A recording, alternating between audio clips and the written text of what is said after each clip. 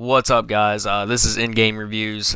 Pretty much just to get things straight, this isn't just going to be Forza, stuff like that. It's not just going to be about that. It's just going to be any game that I get. Like, I think I have 6 games total for this awesome console. Thank you, Microsoft, for that, by the way. Just sitting there that I will do reviews on. I mean, and a new game comes out, I'm pretty sure I'll be getting most of them.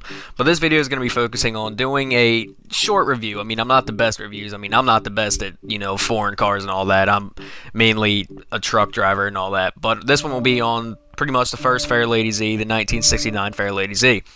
Now, this car is awesome. I mean, it looks almost like the newer ones. I mean, there's just a few differences. I mean, look, for one, the rear view mirrors are up farther, tail lights completely different. I mean, it's mostly the same with the exception of the exhaust.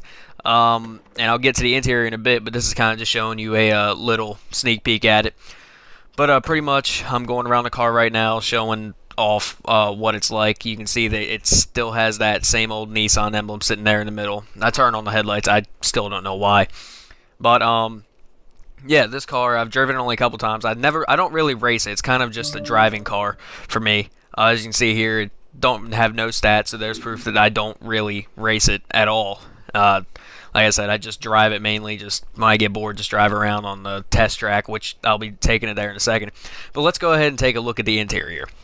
Now, if anyone's ever been in a 370Z or the Fairlady Z, there's not many differences between those and this car. Honestly, it looks exactly the same, just with the exception of the newer ones look a lot more modern. Let's go ahead and start it up.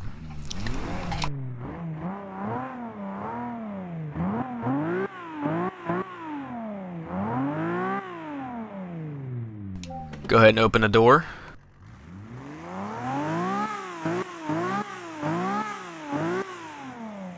And as you can see, it actually has a pretty good sound to it. For an older vehicle, it actually sounds pretty good.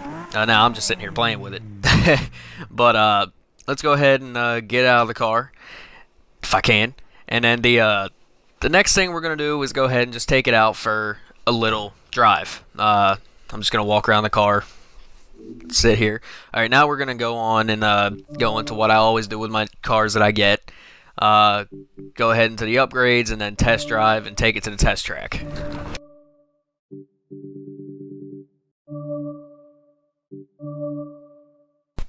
Now, for those of you who have been thinking about getting Forza but haven't really decided on it, if you just want to, I mean, this isn't mainly just for people who haven't gotten it yet, but if you want to test drive your own car but you don't want to do it on the track, this is how you do it.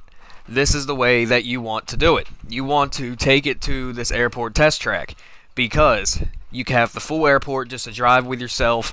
You don't have to do a race.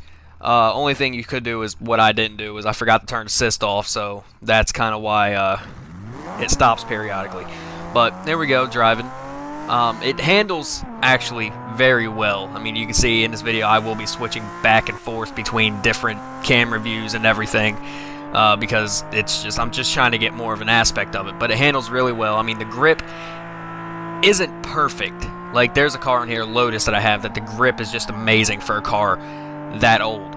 But this one, it has pretty good grip. It's pretty quick for I think it was a D-class car, can't remember, but it's pretty quick. I mean, if you're a manual shifter, I know I'm not, you should have no problem shifting this because it's quick, but it has that slow tone to it, so it doesn't go extremely fast. So that'll be a perfect fit for those kind of people.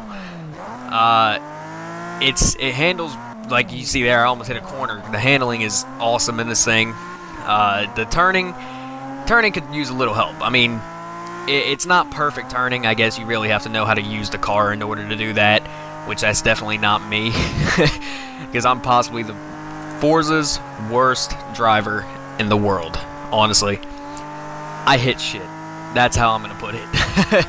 But yeah, that's pretty much the car.